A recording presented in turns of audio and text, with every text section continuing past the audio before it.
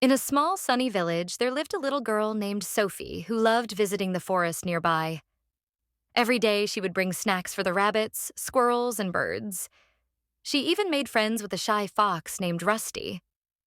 One morning, Sophie noticed something strange. There were no animals in the forest. Not a single chirp, hop, or rustle. Where did everyone go? She wondered. Worried, she followed tiny paw prints all the way to the village square. There, to her surprise, stood all the forest animals.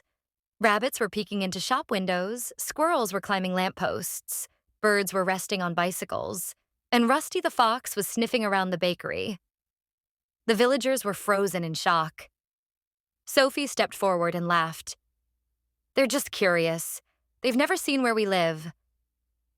Carefully, she showed the animals around, pointing out the water fountain, the fruit stalls, and the big clock tower.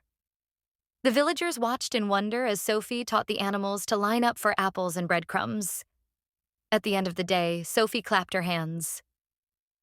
Time to go home. The animals followed her all the way back to the forest, happy and full of stories to share.